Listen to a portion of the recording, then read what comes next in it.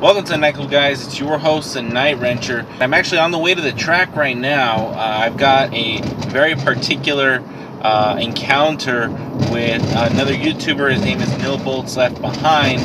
He has a 1970 Challenger. It used to be a base model, but now it seems to be a pseudo RT car. It does have a 5.7 Hemi swap. Not only that, it has a TR6060 6-speed transmission. For those of you that don't know, it is a manual transmission. So it went from an automatic to a manual, and then he went from, I believe it was a 318 to a 5.7 Hemi. So he's got some pretty good upgrades going under the hood. Aside from that, he went ahead and installed, I believe it was a True Track in the back, and he also installed a set of traction bars so he can have better grip. The story with my Charger was that it was basically my Charger that I've owned for 20 plus years, and it was sitting out in the field for God knows how long. So I've actually spent the last week basically only sleeping about 3 hours every night, trying to just finish everything up for this track day. I've been pushing this track day along probably for the last month and a half because I thought the Charger would be ready and then something else would come up. And then I would think the Charger would be ready again and something else would come up. So eventually I said, you know what, as soon as I'm ready, I'll let you know. So a week ago I said, hey, by this weekend I'll be tuning the car, and by next Thursday I should be ready to rock. So he's like, all right, we'll set it up, and then we set up today. Unfortunately, I actually didn't get any tuning done until last night. It was probably like 9 or 10 o'clock in the evening when I actually got a little bit of tuning done, after which I had to load the car up on the trailer. And then from the trailer, now I went to work, and then from work I have to go straight to the track. I'm pretty excited for this race. The No Bolts Left Behind Challenger is actually a really nice car. It was really well built. A lot of intention was put behind every single little thing, and the owners actually got way more seat time than I do. I basically only have one evening of seat time on the Challenger. I did put a new set of wheels and tires. They were not mine. I took them from my own 1970 Challenger. It's essentially a parts car at this point because we're getting all the paint done, bodywork done on it, and it's still not done. That's also getting a Hemi swap, which is originally how I found No Bolts Left Behind in the first place. But the thing about the Charger is that it's a Mopar 361 big block, which was the second smallest big block produced, the smallest being the 350. So the 361 is a 5.9 liter Mopar big block.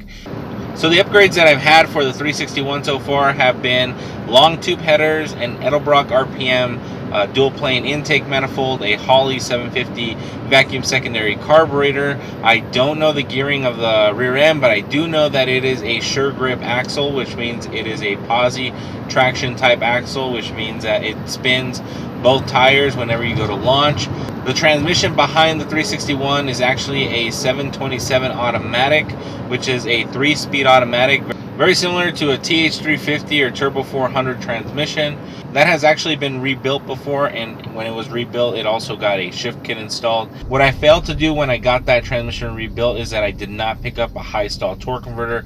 I was expecting to just push around the car, and I ended up picking up a stock replacement torque converter, and I feel like that's going to hurt me quite a bit.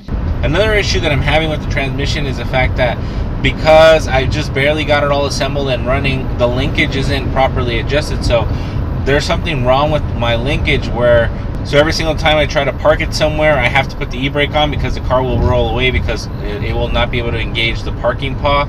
Another problem is that it won't fully engage manual first. And then the last problem that I'm gonna have with this car is actually the factory camshaft. So I pretty much know exactly how this race is gonna go down, but let's hope that it goes in our favor, and if not, we always have round two. I have a couple more goodies in store. I have a cam ready to go for this motor. So all we can really do right now is hope for the best and then prepare for a better plan of attack for round two.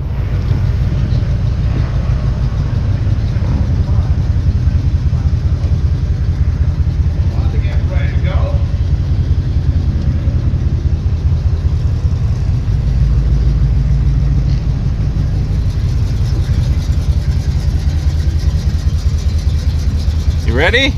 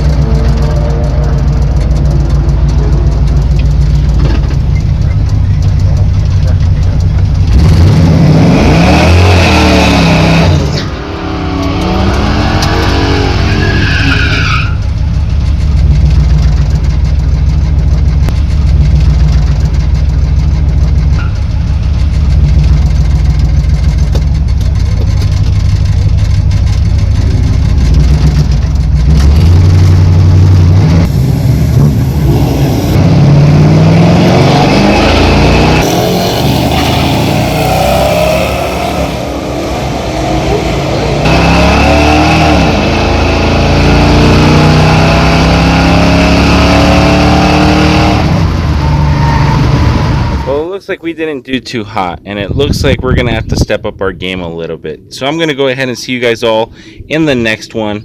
Night Wrencher out.